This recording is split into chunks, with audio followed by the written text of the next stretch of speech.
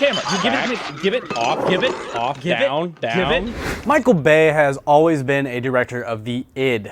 He loves nothing more than hot girls, fast cars, stupid one-liners. So listen, I was wondering if I could ride you home. And action as loud as a theater's subwoofers can possibly take.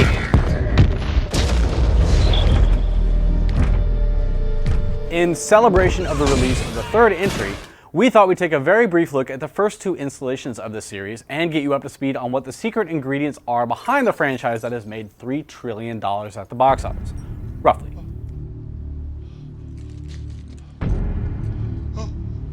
There's a boy. He's a dork. He likes cars but winds up buying a junker as his first one, not knowing that it's a Transformer. What?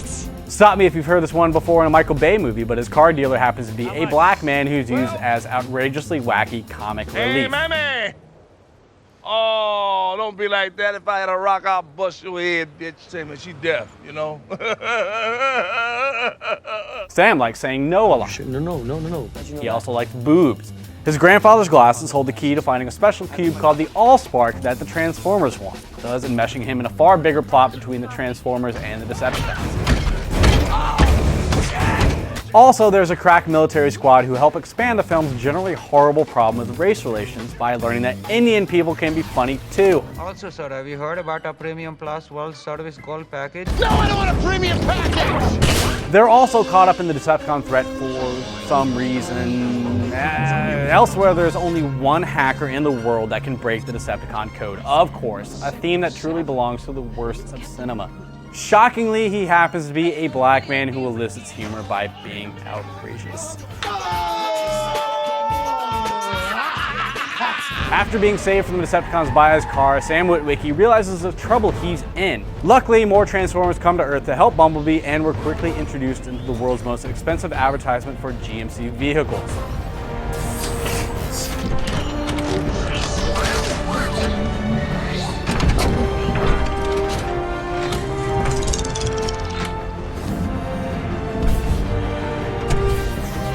What are you, like an alien or something? It turns out that the arch enemy of the Autobots, Megatron, is buried on Earth, a fact which only an Al Pacino imitating John Turturro knows. Luckily, he's willing to degrade himself horribly for a paycheck, leading to mirth and amusement for all. Lubricating the back. Get that thing to stop, huh? Anyway, Megatron and the Allspark are kept underground, but the Decepticons find them. Long story short, big time fight ensues. Optimus Prime kills a bunch of Decepticons, and then ultimately defeat Megatron. Sam decides to use the Allspark in his belly to take him down permanently. I don't get it either. Anyway, all the Decepticons are thrown into the deepest part of the ocean, never to be seen again, and if you believe that, then ha! And thus we move on to Revenge of the Fallen, one of the worst big-budget films of the last 5 years. Quickly reveals that the Transformers traveled the galaxy, killing suns to create Energon, and once tried to do so on Earth. The Transformers stopped him, named him the Fallen, and prevented him from destroying our lovely little planet. That'll matter later in the film, but for the moment, the Transformers have allied with the humans to create Nest, a squadron of hunters designed to take down rogue Decepticons still hiding out on Earth. Punk-ass Decepticon. Any last words? Also, racism is employed to the hilarious enjoyment of all. I'm okay. I'm alright. This is combat, man. Brain freeze, man. What's wrong with you? In the meantime, Witwicky is moving on to college, leaving behind his ex-con girlfriend, Michaela. Oops, he ingests a bunch of alien knowledge by accident. Meanwhile, dogs hump in the closest that Michael Bay has ever gotten to a witticism. It's revealed that the Allspark shard that Sam still has can manipulate machinery and turn them into tiny Decepticons.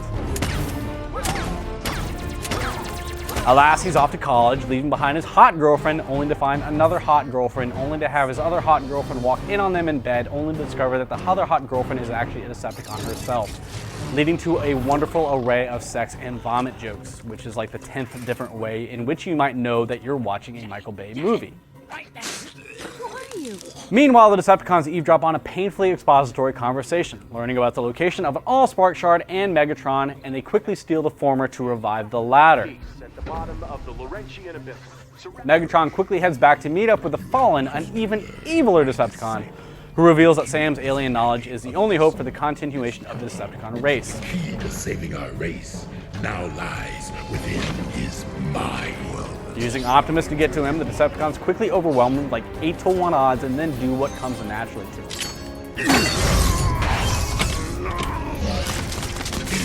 So weak. Things get even shittier when like a dozen more Decepticons, including the Fallen, drop planetside, giving Bay another opportunity to engage in an orgy of CGI destruction. Meanwhile, Michael Bay thinks minstrel comedy is funny, as are robots that act like those humping dogs that you saw earlier. Can you stop? His writers also apparently can't move a plot forward without introducing yet another super hacker. Only this time it's John Turturro again for some reason, who brings the gang to an old robot that farts. So one expository device leads to another expository device who explains that there's an object buried in Egypt that will destroy the sun. Unfortunately, Optimus Prime is the only one who can stop it, and he's dead. Luckily, there's another ancient device that'll bring him back to life, because of course there is. And before we can get to that, there are more foreign people that have to be mocked. Wait, a freaking munchkin. The little people, I mean, tell him he's tall. Long story short, there's a big wrestling match in Egypt between all the remaining Transformers, including, of course, a Constructicon with a massive set of iron testicles. I am directly below. Enemy scrotum. And in the most ludicrous twist of the entire series, and that's saying something, Sam Witwicky goes to fucking Transformer heaven. Worthy of a It's literally the dumbest thing that has happened in movie history, and not one, but two characters who are dead not only get revived, but Optimus actually sees his power level go above 9,000 after another Transformer commits suicide to overcharge him. So, you know, it doesn't matter what the hell happens in this movie, as the good guys are gonna win because of magic. Or because of punches. I rise. You fall. And that should prepare you for Transformers 3, which hopefully will not be as racist and horrible as Revenge of the Fallen was. Thanks for stopping by, and we'll see you here again on Screen.com soon enough.